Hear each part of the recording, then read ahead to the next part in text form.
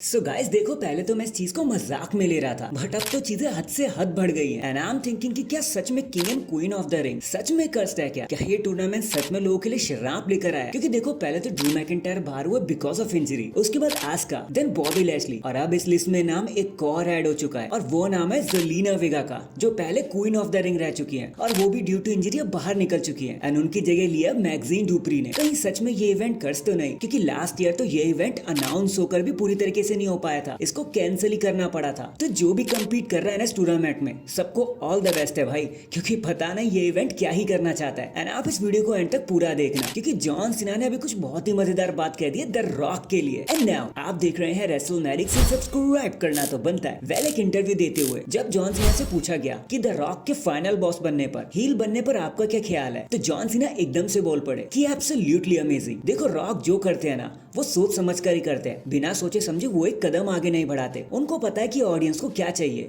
उनके फैंस उनसे क्या मांग रहे हैं। उन्होंने अपना हॉलीवुड पर्सोना को वापस लेकर आ गए, जो सच में एकदम कमाल था और उस मोमेंट के लिए एकदम बेस्ट चीज थी। एंड जब रॉकी ने कूड़ी की जगह ली, तो वो मोमेंट डब्ल्यूडब्ल्यूई के इतिहास का सबसे हिट किए जाने वाला मोमेंट भी बना। तो आपको क्या लगा, क्या वो हिट ऑफ द मोमेंट इतना ज्यादा हिट है कि वो रेसलमीनिया की टिकट ही रिफंड करने पर मजबूर कर दे? नहीं। तो कितने लोगों ने रेसलमीनिया की टिकट्स का रिफंड मांगा उस हिट मोमेंट की वजह से? भाई एक भी नहीं, क्योंकि जिस रॉकी ने द हिटेड मोमेंट क्रिएट किया था, उसी रॉकी ने ग्रेटेस्ट रेसलमीनिया मोमेंट हम सभी को ला कर दिया। That's why he's the best one. He's the great one at what he does. And इतना कहकर सीना शांत हो गए। वैसे सीना, you are 100% राइट। देखो, हील होना या फिर ना होना, द रॉक ने समाई बांध दिया था पूरे रेसलमीनिया सीजन में। भाई जहां डब्ल्यूडब्ल्यूई जा रही थी, सोल्ड आउट मचा रही थी, सिर्फ द रॉक की वजह से। उनकी हर एक अपीयरेंस बड़े पे बड़ी होती जा रही थी। शायद इसलिए द रॉक की हिटेड मोमेंट ने भी उन्हें कभी भी हिट नहीं दिलाई।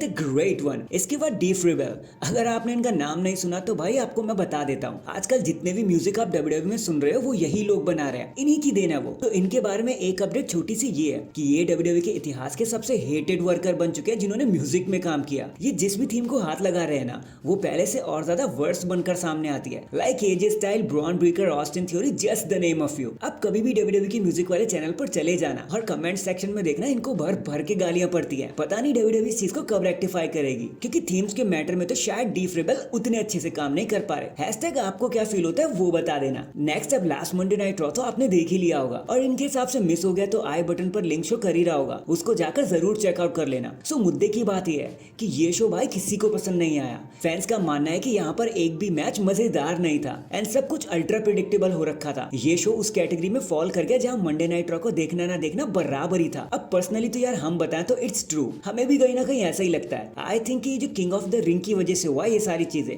क्योंकि 80% से ज्यादा चीजें सिर्फ उन्हीं के ऊपर ही थी। और फिर जो ड्रू मैकिंटायर का प्रोमो भी आया था स्टार्टिंग में, वो इतना हार्ड हिटिंग नहीं था। घुमा फिरा के वो वही सारी बातें किए जाए थे, कंप्लेन कंप्लेन और बहुत सारी कंप्लेन। इसलिए कहीं ना कहीं ये शो जाकर एकदम से बोरिंग हो गया। बाकी आपको क्या लगता है, आपको ये शो पसंद आया क्या, किंग ऑफ द रिंग वाला?